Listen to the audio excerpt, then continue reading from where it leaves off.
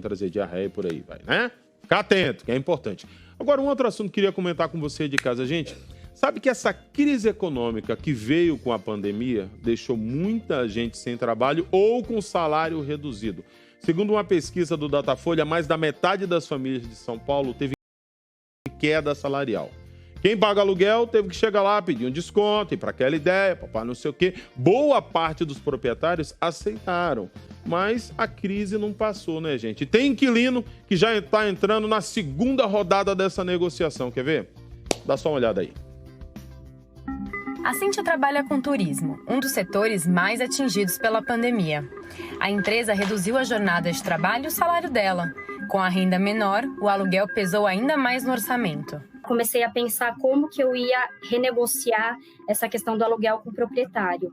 Para humanizar isso, eu escrevi uma carta à mão para ele. Eu coloquei as informações do mercado onde eu atuo, no marketing de turismo, marketing de destinos, o quanto foi impactado isso.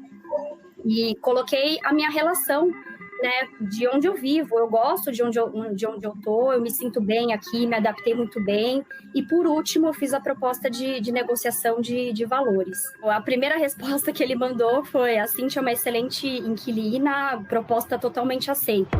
E não foi só o dono do apartamento da Cíntia, não. No estado de São Paulo, 20% das pessoas que moram de aluguel conseguiram renegociar o valor nos últimos meses. A grande maioria, a maioria expressiva, foram feitos acordos amigáveis e que foram traduzidos para aditivos ao contrato. Os acordos variaram muito. Teve desde o desconto de 5% até 90% do valor do aluguel. Então, a gente viu que cada um fez o que podia nesse momento.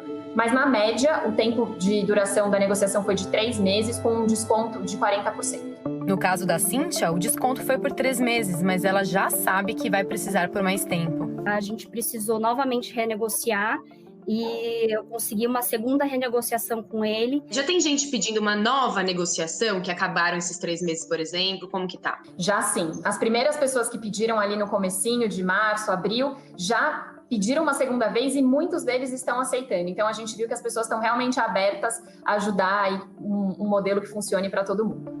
Se quem mora de aluguel está com dificuldade para pagar, imagina os comerciantes que fecharam as portas na quarentena. Mais de 60% dos inquilinos de imóveis comerciais em São Paulo também pediram para renegociar. A Maria Fernanda é dona de 4 imóveis. Em um deles, onde funciona um restaurante, ela abriu mão de todo o aluguel no começo da pandemia. Ele sempre foi um ótimo inquilino, sempre acertou tudo direitinho. Quando fechou tudo, no primeiro mês ele deixou. No segundo mês, ele pediu socorro, porque ele falou: estou completamente fechado. Aí passou, acho que os 3 meses, ele só pagar garantia no IPTU, agora ele voltou. Então agora ele está pagando 70%, mais o condomínio e mais a taxa da administração. A gente vai esperar mais um pouco, quando retomar o movimento normal, a gente vai normalizando. As pessoas que forem reivindicar um desconto no aluguel, que elas venham com alguma comprovação, uma justificativa plausível, para o proprietário, com bom senso também, poder analisar, ver aonde cabe o desconto, digamos, no bolso dele para ele receber, porque ele também é um complemento, ele conta com essa renda, né? E que façam sempre na esfera amigável, né? Pois é, né, gente? É importante, acima de tudo, que as pessoas tenham esse tipo de solidariedade. Fiquei feliz em ver o depoimento dela. Ela deu uma segurada porque o cara estava com um problema. A gente sabe que é complicado, tanto para o inquilino como para a pessoa que é o proprietário. Mas vem cá, aí vem aquela pergunta, né? Como? Como é que eu respondo isso? Como é que eu resolvo? Eu acho que quando a gente tem uma proposta para que a redução do aluguel não prejudique nenhuma das partes, tudo melhora. Mas como é que a gente encontra isso? Essa é a hora da nossa pergunta. Como é que eu fico?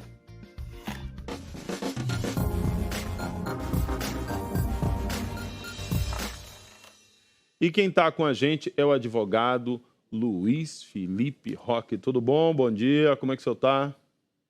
Tudo bem, bom dia. É um prazer estar na presença de todos vocês. Poxa, coisa boa. Gente, a gente vai aproveitar para tirar umas dúvidas com você aqui aí de casa, porque a gente sabe que a coisa não é muito fácil, né? Doutor, como é que a gente caminha para uma resolução nesse tipo de cenário? Porque a crise está dos dois lados. Quem tem o imóvel e quem está ali na condição de pessoa que mora também precisa, ou a pessoa que tem um negócio. Como é que a gente resolve isso da maneira mais tranquila possível? Olha, a melhor coisa é sempre o acordo, né?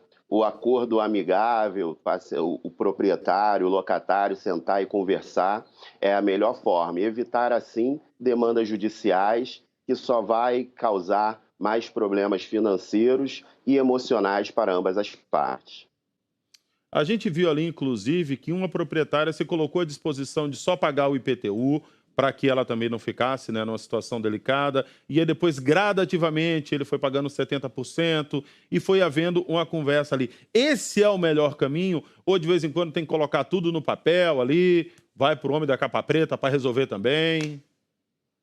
Olha, sempre por escrito, né? É importante sempre firmar prova dessa negociação e anexar ao contrato principal para que, se houver qualquer tipo de problema que leve a uma demanda judicial, tenha ali a comprovação do negócio, do valor e do prazo determinado para a duração do acordo. Com certeza. Agora, vem cá, é importante entender o seguinte: quem já está com um contrato em andamento e também vai enfrentar um reajuste nessa crise, e se vai enfrentar, por que vai? Bom, a FGV, né, acabou de apresentar o índice do IGPM acumulado nos 12 meses, agora em setembro, que alcançou o patamar de 17,94%. E esse índice de 17,94% vai ser multiplicado pelo valor do aluguel que se encontra, né, em momento de reajuste, ou seja, na data de aniversário desses contratos. Ou seja, um contrato que foi realizado na data de setembro, não é, do ano passado, em setembro e outubro desse ano, precisamente em setembro desse ano, com vencimento 5, 10 e 15 de outubro, já haverá um reajuste de 17,94%. Pois é, a gente vê esses números aí, às vezes dá um piripaque na cabeça, por isso que é bom ter um profissional. Uma outra coisa, e quem quer fazer uma renegociação, gente, precisa esperar o contrato vencer ou ainda não? Bom, a renegociação ela pode ser feita a qualquer momento, desde que amigável. Então, não há necessidade de que se espere o termo final do contrato. Entretanto, se houver a necessidade judicial desta revisão, a gente tem que analisar duas questões. A primeira, que é a revisão da lei do inquilinato, a revisão do valor do aluguel da lei do inquilinato, ou seja, a ação revisional, ela tem o seu tempo, não é, após o cumprimento de pelo menos 3 anos do contrato.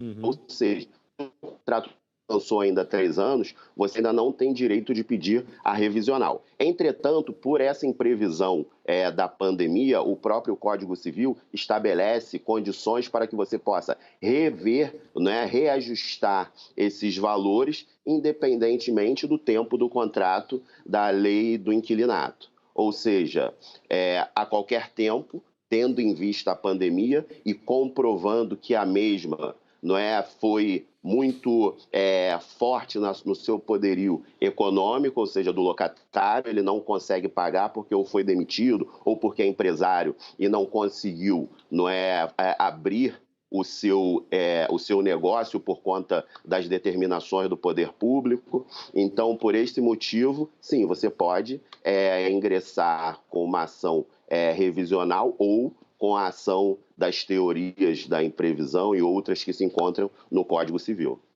É interessante que a gente vê a lei do inquilinato, revisional, às vezes você que está em casa pode ficar... Gente, por isso que é bom sempre ter um profissional, a gente vai falar isso. Agora, vem cá, quando o inquilino e proprietário chegam a um acordo, beleza, se damos bem, conversamos, se acertamos tudo, ainda assim é necessário fazer um novo contrato ou não, a gente só faz um adendo ali, como é que resolve isso? Então, são 2 aspectos. O primeiro, se o contrato ainda não encontrou o seu termo final, ou seja, ainda não chegou na data de encerramento do contrato, então não há necessidade de fazer um novo contrato. O que deve ser feito é um adendo, aditamento e anexar no contrato principal. Agora, se o contrato já chegou ao seu fim, já se encontra por prazo indeterminado, o bom seria que se renove não é, esse contrato que faça um novo contrato por escrito. Entendi. Agora, claro, todo mundo está querendo saber, né? Até onde eu posso chorar? E eu pergunto para o senhor oficialmente, qual é a nossa média do percentual de desconto? Bom, nos aluguéis residenciais, a média é de 30%, de 30% a 40%. Né? Já nos não residenciais, a média está variando de 50%, 60%. Tá? Sendo que nas questões dos imóveis comerciais, não é, levando em consideração o ramo econômico daquela atividade e a influência da afetação do poder público, não é, você tem reduções até de 100%, como foi dito anteriormente, a locatária pagando somente o IPTU, o condomínio. Houve a invasão aqui da minha gatinha. Tá certo, olha... muito obrigado pela sua participação. Por favor, dá um beijo no gato, porque ele tá bonito em cena. Eu vi que você tava todo se rindo aí. Muito bonito o gatinho, isso mesmo. Tem que aparecer na Globo, meu filho. Isso mesmo, tá certo? Olha lá, ó, me deu até um oi. Tá vendo, gente? Obrigadão, viu? Obrigado pela participação. Bom dia para o senhor. Obrigado. Patrícia, você viu, Patrícia? Ó, o gatinho já apareceu. Fez aquela moral, certo ele, eu ia fazer a mesma coisa. É o novo normal, né? A gente tá ali no home office, tá entrando ao vivo, enfim. E aí chega o bichinho de estimação. No meu caso lá é o Marley. Não tem jeito, eu começo a gravar e ele já entra em quadro. Mas olha, tem novidade chegando aí dos famosos e do mundo da TV, né? Quem vai contar pra gente? É ela que tá chegando, é ela.